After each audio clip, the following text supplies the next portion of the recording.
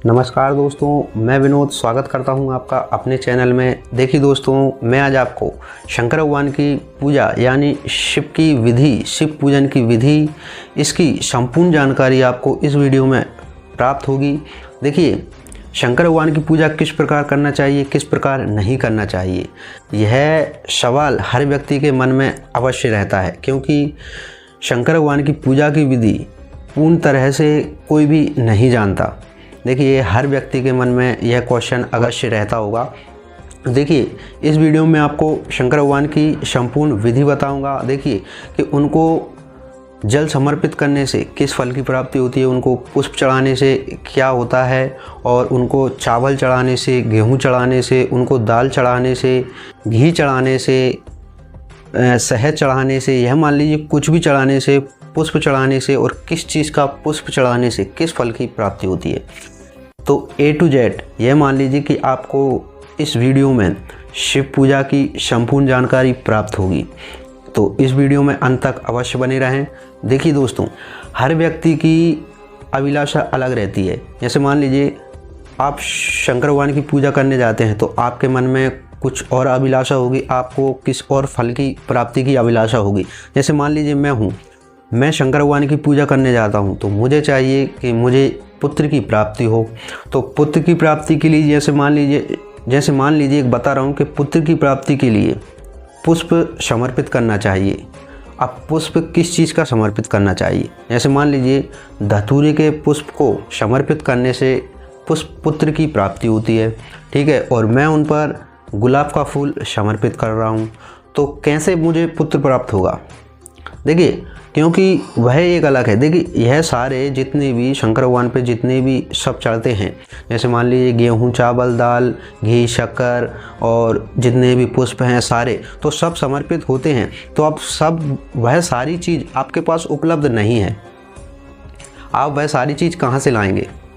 तो सबका अलग अलग महत्व है। आपके मन में जो भी अभिलाषा हो उसके हिसाब से आप शिव की पूजा कीजिए, तब आपकी अभिलाषा पूर्ण होगी और आपकी जो भी मन की इच्छा है वह पूर्ण होगी।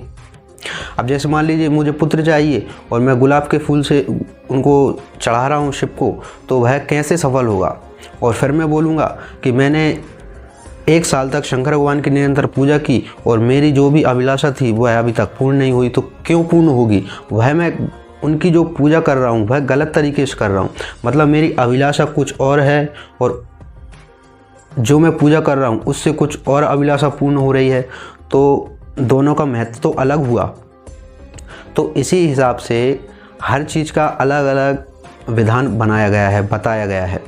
तो जय मान लीजिए कि आपके मन में जो भी अभिलाषा हो उस हिसाब से आप देख लेना, और आपकी जो भी अभिलाषा हो उस हिसाब से आप पूजा कीजिए, तब जाकर आपकी पूजा सफल होगी और आपकी मन की जो भी इच्छा है वह पूर्ण होगी। जैसे मान लीजिए आप कोई भी किसी भी चीज़ का एग्ज़ाम देते हैं, जैसे मान लीजिए पेपर दे रहे हैं, तो आप पेपर एकदम सही तरीके से लिखकर और उसको कर आएंगे, तब जाकर आप पास होंगे, यह मान लीजिए।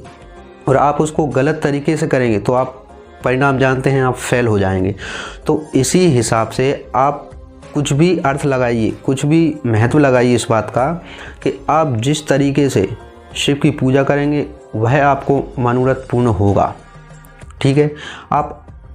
आपका मनोरथ अलग है और आप अलग विधि से पूजा कर रहे हैं तो आपका मनोरथ पूर्ण नहीं होगा। तो इस हिसाब से इस वीडियो में आपको सारी जानकारी दूंगा, आप देख लेना। आपका जो भी मनोरथ हो उस हिसाब से आप शिव की पूजा कीजिए, आपकी मनोरथ अवश्य सफल होगा। तो देखिए दोस्तों, अगर आपको यह वीडियो अच्छा लगे तो इस वीडियो को ज़्यादा से ज़्यादा शेयर अवश्य करें, और इस वीडियो पर, इस चैनल पर आप पहली बार आए हैं तो मेरे चैनल को सब्सक्राइब अवश्य करें दोस्तों, क्योंकि इस तरह की इंटरेस्टिंग जानकारी और इस तरह की वेद से जुड़ी हुई नॉलेज मैं अक्सर वीडियो लाता रहता हूँ। तो चलिए बिना टाइम वेस्ट किए वीडियो स्टार्ट करते हैं। तो देखिए दोस्तों, प्रथम कार्य आपको क्या करना चाहिए। जब भी आप शिव मंदिर में जाएं तो शिव मंदिर का जो प्रथम द्वार होता है यानी दरवाज़ा होता है, गेट होता है, तो उस पर आपको जो द्वारपाल खड़े रहते हैं उनकी अनुमति अवश्य लें, उनको प्रणाम करें, दंडवतम प्रणाम करें, तब जाकर आप शिवालय में प्रवेश करें।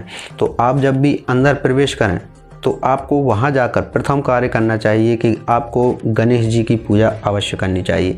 देखिए, गणेश जी प्रथम पूज्य हैं, यह आप सब जानते हैं, और गणेश जी को प्रथम पूज्य बनाया गया है। तो देखिए, शिव पुराण में भी इस बात का जिक्र किया गया है कि गणेश जी की पूजा किए बिना कोई भी पूजा सफल नहीं होती। अब गणेश जी की पूजा आप चाहे पहले करें चाहे बाद में करें, लेकिन गणेश जी की पूजा अवश्य करनी चाहिए। बिना गणेश जी की पूजा किए कोई भी पूजा सफल नहीं होती। आप ये मान लीजिए, आप क्योंकि गणेश जी हर घर में मिलते हैं, गणेश जी हर घर में मिलते हैं। अब हर घर में गणेश जी ही क्यों रखते हैं आप जानते? इसलिए ही रखते हैं क्योंकि वह प्रथम पूज्य हैं। उनकी पूजा के बिना कोई भी कार्य सफल नहीं होता। प्रथम उनकी पूजा की जाती है, उनकी पूजा अवश्य करना चाहिए।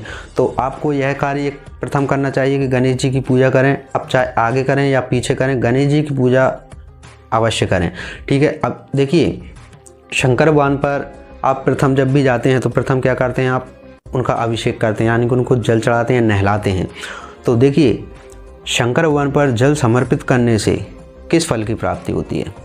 तो देखिए, शंकर भगवान पर जल समर्पित करने से आत्मा की शुद्धि होती है, आपका मन शांत होगा। ठीक है, आत्मा की शुद्धि होगी और आपको सुख प्राप्त होगा और आपका वंश विस्तार होगा, यानी आपका वंश की वृद्धि होगी, आपका वंश बढ़ेगा। तो यह शंकर भगवान पर जल समर्पित करने का अर्थ है।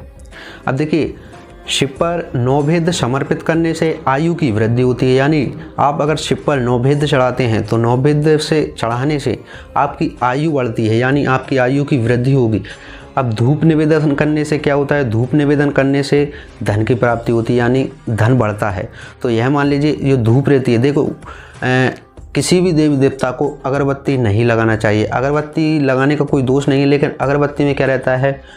बांस रहता है, जो मतलब बोलते हैं बांस की लकड़ी रहती है, तो वह लकड़ी जलाने का नुकसान है, यह मान लीजिए, क्योंकि बांस को वंश बताया गया है, तो उससे वंश जलता है, यानी वंश घटता है। तो इसलिए अगरबत्ती नहीं लगाना चाहिए, धूप निवेदन करना चाहिए, उसमें धूप में नहीं रहता, तो इसलिए धूप बताया गया है। तो धूप निवेदन करने से धन की प्राप्ति होती है, और दीप जलाने से ज्ञान का उदय होता है, यानी दीपक जलाते हैं तो उससे प्रकाश फैलता है। तो उसी हिसाब से दीप जलाने से, आप शिवलिंग पर अगर दीप जलाते हैं तो आपका ज्ञान का उदय होगा, यानी आपका ज्ञान बढ़ेगा। अब देखिए, जो व्यक्ति नपुंसक हो, जैसे मान लीजिए नपुंसक आप जानते हैं, तो जो व्यक्ति अगर नपुंसक हो तो वह शंकर भगवान को घी समर्पित करे, यानी घी का अभिषेक करने से नपुंसकता दूर होती है। अब देखिए, जो व्यक्ति जिसकी बुद्धि भ्रष्ट हो जाए, यह मान लीजिए बुद्धि भ्रष्ट हो जाए, एक मतलब पागल से रहते हैं तो पागल टाइप का हो जाए, यह मान लीजिए वह उसमें चिड़चिड़ासापन रहे, और वह ये मान लीजिए कैसा भी हो जाए, यानी तो उसकी बुद्धि बेकार हो जाए, वह पागल सा हो जाए, तो ऐसे व्यक्तियों को या उनके परिवार को, जैसे मान लीजिए आपका कोई पुत्र है और उसके साथ अगर ऐसा हादसा है, उसके साथ ऐसी दुर्घटना है, ये मान लीजिए अगर वह थोड़ा, उसका दिमाग चलता है, वह थोड़ा पागल सा है, तो आपको शंकर भगवान पर सर्क मिश्रित दूध से शिव जी का अभिषेक करना चाहिए। तो यानी मान लीजिए, जो व्यक्ति थोड़ा मतलब उसका दिमाग चल गया हो, उसकी बुद्धि भ्रष्ट है, ये मान लीजिए, और वह थोड़ा पागल सा है, तो ऐसे व्यक्तियों को दूध में शक्कर मिलाकर, यानी मीठा दूध, शिव जी को समर्पित करना चाहिए। तो ऐसा करने से उसकी बुद्धि, यह मान लीजिए बृहस्पति जैसी हो जाती है, ऐसा बताया गया है शिव पुराण में। उसकी बुद्धि अच्छी होती है, उसकी बुद्धि में विस्तार होता है। तो इस तरह से शंकर भगवान पर दूध चढ़ाने से बुद्धि का विकास होता है। अब देखिए, यह एक मेन पॉइंट है कि घर में क्लेश हो, यह मान लीजिए हर घर में, कुछ घर ऐसे हैं लेकिन जो बच रहे हैं, लेकिन फिर भी अधिकतर मान लीजिए इस कलयुग में हर घर में क्लेश अवश्य रहता है। क्लेश यानी थोड़ी खटपट, थोड़ा चिड़चिड़ापन, मतलब इससे झगड़ा हुआ, उससे झगड़ा हुआ घर में, तो ऐसा चलता रहता है। तो अगर आपके घर में थोड़ा सा क्लेश हो, घर में खिटपिट ऐसे मान लीजिए चलती हो, ऐसे ही समस्या से छुटकारा पाने के लिए शंकर भगवान को दूध समर्पित करें, यानी उनका दूध से अभिषेक करें। देखिए, शक्कर मिश्रित दूध यानी मीठा दूध चढ़ाने से बुद्धि का उद्धार होता है, यानी बुद्धि बढ़ती है।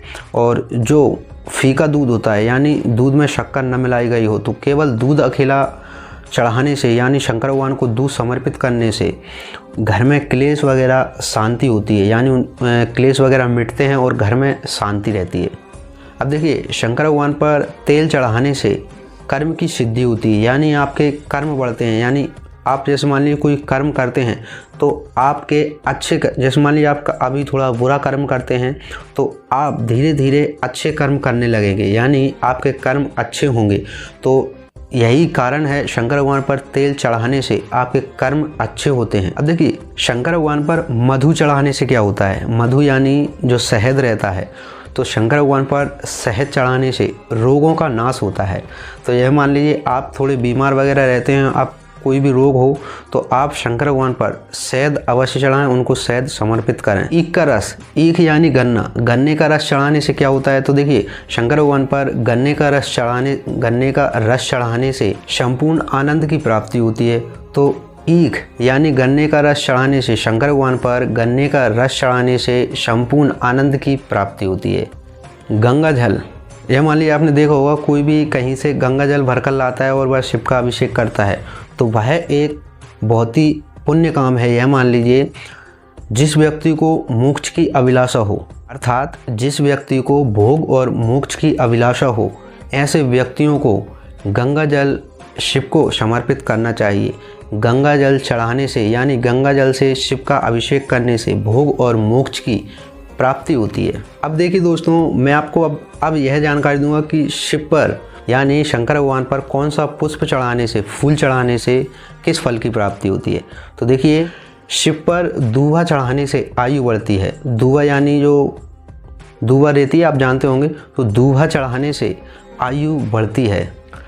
तो देखिए दोस्तों, जिस व्यक्तियों को पुत्र की अभिलाषा हो, जिनके पुत्र ना हो, तो जिस व्यक्तियों को पुत्र की अभिलाषा हो वह धतूरे के फूल से शिव जी की पूजा करे। धतूरे का फूल, देखिए धतूरे का फूल लाल डंडी का होना चाहिए। लाल डंडी का धतूरे का फूल उत्तम बताया गया है। अगर आप धतूरे के फूल से शिव जी की पूजा करते हैं तो आपको पुत्र की अभिलाषा पूर्ण होगी, आपको पुत्र प्राप्त होगा।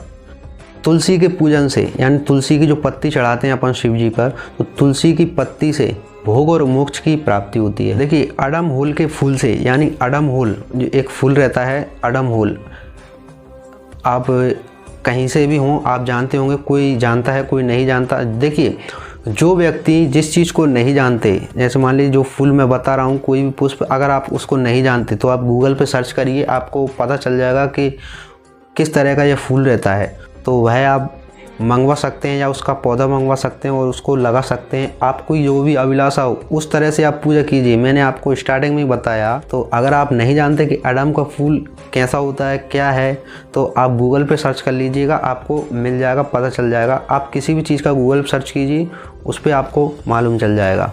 अब देखिए, कारवीर भी पुष्प रहता है, कोई सा और रहता होगा, तो कारवीर के पुष्प से रोगों का नाश होता है, यानी कारवीर के पुष्प को समर्पित करने से रोग दूर होते हैं। देखिए, बंदूक यानी गुल कुपहरिया, इस तरह का जो फूल रहता है उससे बंदूक भी बोलते हैं, बंदूक लिख रहा है उसमें बंदूक, यानी उसका दूसरा नाम भी है गुल कुपहरिया। तो इस तरह का जो फूल रहता है उससे आभूषण की प्राप्ति होती है, यानी अच्छे अच्छे आभूषणों की प्राप्ति होती है।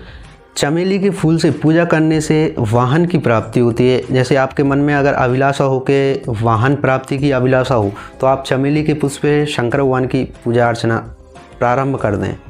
देखिए, यह एक खास पॉइंट है। यह मान लीजिए कि जो व्यक्ति कुंवारा हो, यानी इनकी शादी नहीं हुई हो, उनको शंकर भगवान की पूजा इस पुष्प से अवश्य करनी चाहिए। बेला के फूल से पूजा करने से, एक बेला का फूल होता है, तो बेला के पुष्प से शंकर भगवान की पूजा करने से शुभ लक्षणा पत्नी प्रदान होती है। तो जिन व्यक्तियों की शादी नहीं हुई हो और वह चाहते हैं कि मुझे मतलब अच्छे लक्षणों वाली पत्नी प्राप्त हो, तो ऐसे व्यक्तियों को बेला के पुष्प से शंकर भगवान की पूजा अर्चना करनी चाहिए। जूही के फूलों से पूजा, यानी जूही के फूलों से शंकर भगवान की पूजा करने से घर में अन्न की प्राप्ति होती है, यानी आपके घर में अन्न की कमी नहीं होगी।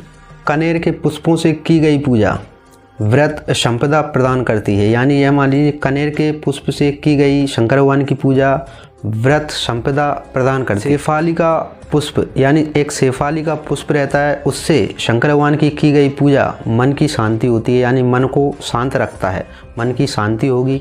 वील पत्र की पूजा, यह मान लीजिए कि देखिए शंकर भगवान पर जब तक वील पत्र नहीं चढ़ाया जाता तब तक शंकर भगवान की पूजा अधूरी रहती है, उनकी पूजा सफल नहीं होती।